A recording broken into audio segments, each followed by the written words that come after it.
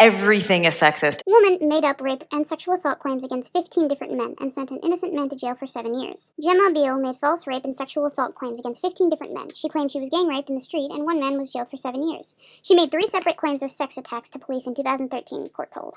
The 25-year-old denies perjury and perverting justice at Southwark Crown Court. As someone who has delved into the police and justice system pretty significantly in her lifetime, I am big enough to be willing to admit that it can at times be faulty.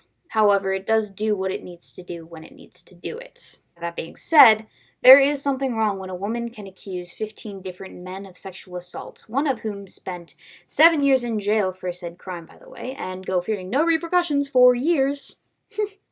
Even now, she is only in the trial process, so who knows if she's getting punished at all for perjury and perversion of justice. And there was no real inquiry until this point. A man was sent to prison for 7 years. Under her testimony. 7 years. A woman's false claims she has been sexually assaulted by up to 15 attackers in 3 years led to one man being jailed for 7 years, a court has heard. Gemma Beale, 25, twice told juries Maham Kassim raped her after giving her a lift home in November of 2010. Beale said she was a lesbian with no desire to have sex with men, and Mr. Kassim was jailed 7 years following a retrial at Isleworth Crown Court in January 2012. Beale then told police she was groped by stranger Noam Shahzad in a pub in July 2011, and he then took part in a gang rape attack involving sexual violence of the most serious kind. Now, if these accounts are to be believed, had they in fact occurred, they would have been atrocious, no doubt. I'm not denying that. However, we don't live in a culture that condones or even remotely glorifies rape and sexual assault. I've said it before, and I'll reiterate it now. We live in a rape culture like North Korea lives in a democracy. They keep insisting their elections are democratic, but let's be real, they are not. Not by any measure, and these are in fact unbelievable odds. Even despite the fact that according to data, the odds of experiencing a new assault over a 2-year period were doubled for women with 1 assault, quadrupled for women with 2 assaults, and elevated tenfold for women with 3 or more prior victimizations, when compared to women who have not been assaulted. That means that women who have been sexually assaulted were statistically more likely to be re-victimized in their life. I won't lie to you, It is possible for a woman to be a repeat victim. This is typically because survivors tend to exhibit symptoms of PTSD and thus give off an air of vulnerability. It's also important to note that childhood physical abuse and recency of sexual victimization are also associated with higher risk of re-victimization. According to research on victimization, a small percentage of the population experiences a relatively large proportion of all crime, and one of the strongest predictors of victimization is previous victimization. Robbery victims' chance of being robbed again is 9 times the chance among people who have not been robbed, and burglary victims' risk for burglary is 4 times the risk of people who have not been burglarized. In addition, researchers have found that 1/3 to 1/2 of women who are physically abused at home are likely to be abused repeatedly. The highest rate of repeat victimization for crimes other than domestic violence is among sexual assault survivors. One study concluded that women who have been sexually assaulted in the past are 35 times more likely than other women to be sexually assaulted at some point in the future. We also know that areas of higher increased risk of crime leads to an increased potential for repeat victimization. This is true. I know it sounds like I'm arguing against myself and this article with these points, but I might as well just shut up if I'm not going to divulge all of the facts that I have. I do have a point, despite these. So, why is this the case? Based on all of this knowledge I'm giving you, if someone's store gets robbed, it's likely to get robbed again, correct? Okay. Unless, and here is a big thing that people forget to mention, unless precautionary measures are taken to make sure that doesn't happen. So logically, you heighten security measures. Get a gun. Get a safe. Heck, a frickin' camera that's not even plugged in makes all the difference in the world because it acts as a deterrent for any would-be robber. Logic, right? Same thing with domestic violence. If you're getting abused, odds are you're going to get abused again. So, get out of that situation. Duh. Anyway, why is this relevant? Well, because when you get raped, it would be within your best interest to take steps to prevent that from happening again in the future. You following me? Whether that mean you take defense classes, or transfer your location to somewhere safer, or acquire some manner of protection, I don't care. Do it. I don't know the specific details of each and every instance of sexual abuse, but let me just go over a few of the typical ones you hear about and how to prevent them. So there's the blackout rape, where you're pissed out of your mind or you're roofied and black out and someone takes advantage of you in your inebriated state. So the solution Don't drink open bottles at parties with people you don't know. Stick with a group of people that you do know. You know, the buddy system is a thing. And know your alcohol limits. Point in case, I am a college student and I have yet to get shit-faced and make a fool of myself because 1, I'm not really the party and get drunk off my ass and dance like a valley girl type. 2, I'm underaged. I can't be drinking no crazy juice. 3, if I had been, I would tell you that I am methodically testing my alcohol boundaries and analyzing my reactions. That means I take into account alcohol types, levels of alcohol, level of consumption, rate of intoxication over time, the velocity of which I am knocking back tequila, licking salt, and sucking out a lemon, and the overall effects on my anatomy and cognitive function all of that combined has. It's how my brain works. I did that with sanitary pads and tampons, birth control, my coffee intake, fitness, and sleep levels. I am obsessed with data, alright? And knowing what I'm getting myself into before I jump into it just seems like the logical way to go about things. My point is, you don't have to be as obsessive about alcohol consumption and statistics and data and the like as I am, hypothetically, but you should, men and women alike, should be aware of your limits, as well as your surroundings. This is not just a single mold issue. Another form of rape happens at the threat of a weapon. 2 out of 3 weapons instances being due to hands, feet, teeth, yada yada. I know not technically weapons, but have you seen these guns? My Second Amendment right comes in handy when I carry these around. That's absurd! I have the right to bear arms. God damn it, that was horrible. 10 points from Gryffindor. I'm so sorry. To counter this, I'd say pick up a self-defense class. I'm a black belt in Taekwondo, I can teach you a few things. Also, keep a knife on you at all times. I do. Never leave home without one. Or 2. Or 4. Maybe even 5. It's besides the point. I might have an issue. But for other weapons, such as knives or guns, how do you combat someone with a weapon like that? Well, if it's a knife, believe it or not, you actually have a standing chance, so long as you're fast and the element of surprise is on your side. If you can knock the knife out of their hands, you can run like hell.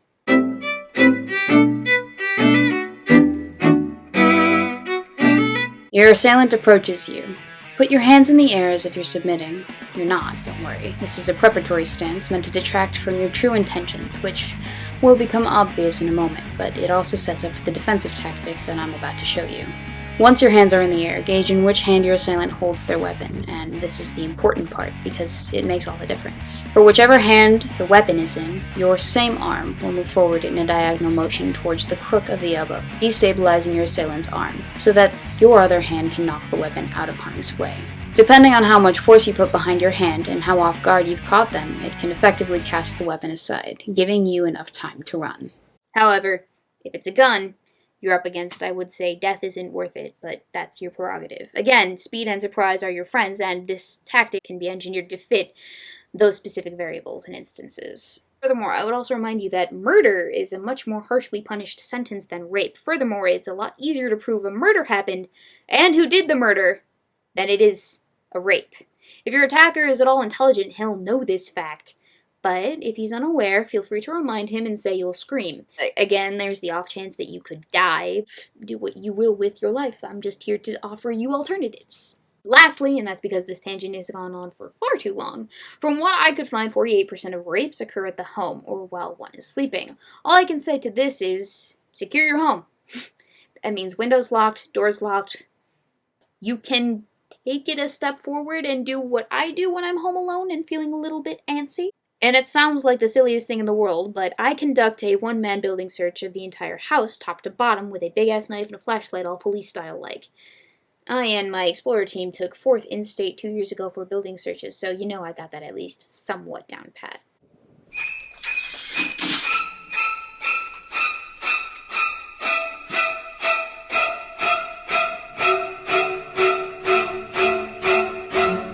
Mine's bigger, bitch.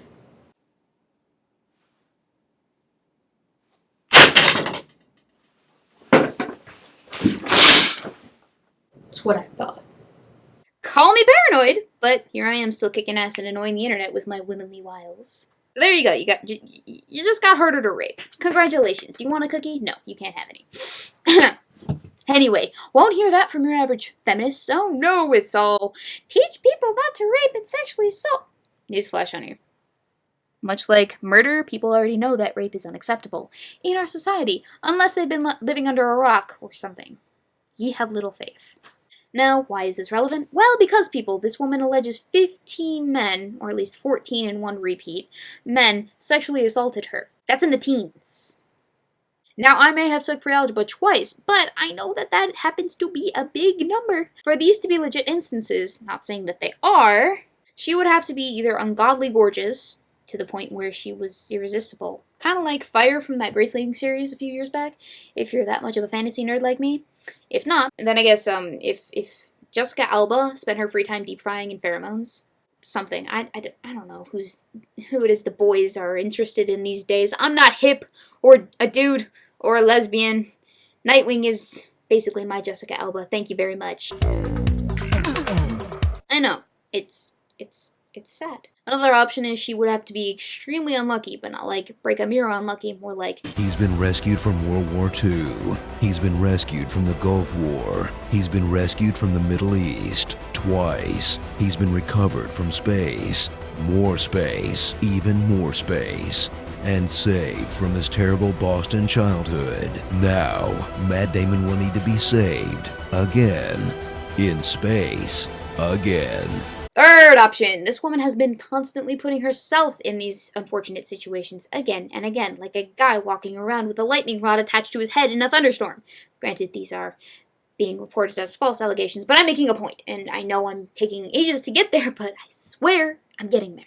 You don't, and you cannot leave your house unlocked and expect the world to be decent and fair about it and not take a juicy opportunity like your house being unlocked to not rob you blind when given the opportunity. Same thing with personal physical responsibility. Rape culture or not. Rape isn't okay and you shouldn't victim blame, but hell, if you're not going to recognize the logic behind precautionary measures, then you are beyond anyone's help. Mr. Shahzad skipped bail and fled the country after being charged with sexual assault, the court heard. Beale then made 2 bogus complaints against 6 other men in 2013, Southwark Crown Court was told. I am curious to know, how were these deemed bogus in the first place? Because detail matters, my dudes. And I am a curious George like that. Now, were they deemed bogus after the investigations were concluded? Did someone notice a pattern? Did the DA notice discrepancies? Did the men just band together and accuse her of lying? These are things I would need to know because they do matter. If someone noticed a pattern, then that someone should be molded after. Same with the DA, same with the investigators. You would train to that standard to recognize bullshit. If the men fought the accusations together, then that matters as well because it shows strength and a will to fight for the truth. Remember how we talk about setting a precedent on this channel and how that happens to be a very important thing? Well, in order to do that, someone, or multiple someones, have to make an effort because an effort makes all the difference in the world when you want to make a difference. I'm sorry, I don't make the rules. It's just how it's how it is. You cannot be a lazy ass. She claimed 2 strangers sexually assaulted her close to her home in Ashford, Middlesex, before she was put through another gang rape attack by 4 other men 2 months later. 2 of those identified by Beale as being involved in the last attack were arrested and interviewed in connection with the assault, but never charged, jurors heard. Beale now denies 4 counts of perjury and 4 of perverting the course of justice. Of course she does, but why is the question? What is her motive? What is the reason behind why she has doubled down on her lie? And furthermore, why did she do so in the first place? Could it be attention? We know that people are rewarded in our culture as victims. Example, Zoe Quinn and good old Anita Sarkeesian know what a victim narrative can do for them. It can pay the bills and con people out of their money who are gullible enough to think that any level of online harassment is to be taken as a serious threat, especially when you're a public figure. There is a possibility this could be a weird case of some seriously effed up Munchausen syndrome. Another reason, true and unadulterated malicious intent to ruin the lives of these men. You know, I'd hope no one could be that cruel, but I've been wrong before. Granted, not frequently, but I have been, so on a completely unrelated note, I implore you, as you should with everyone, take what I said with a grain of salt and make up your own mind. Don't let me or anyone else make it up for you. Third option, we're dealing with a woman who has inhaled 1 too many helium balloons and taken enough happy pills to pollute her reality into some sort of perpetually hostile environment where Teletubbies look like this and this song plays on a loop in her head.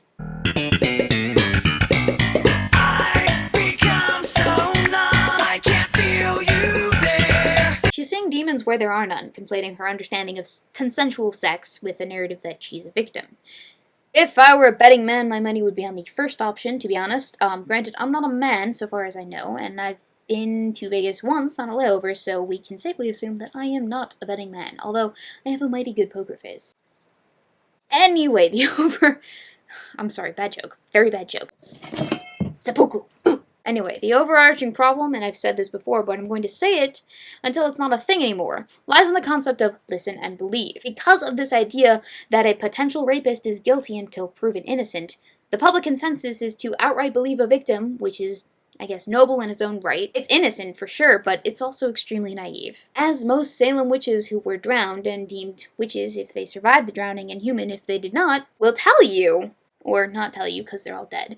Proving innocence is a lot harder to do than one thinks, especially if the course of justice is to be polluted. In some cases, it's even more impossible than proving guilt is. So right off the bat, the deck is stacked against the accused, which is alright if you're dealing with a toddler with a cookie crumb on his face, but unacceptable if that's a justice system a society depends on for law and order. The charges relate to accounts she gave at Mr. Kasim's trial, along with the 4 complaints she made to police about the other attacks between 2010 and 2013. For years, this woman's accusations went unchecked. Such a thing can ruin lives and even end them. I've talked at length before about 2 separate college cases where one boy committed suicide because of a botched Title IX case, and the other was expelled from their college after being accused of sexual assault, because 2 years prior he had happened to get a blowjob from his accuser whilst blacked out.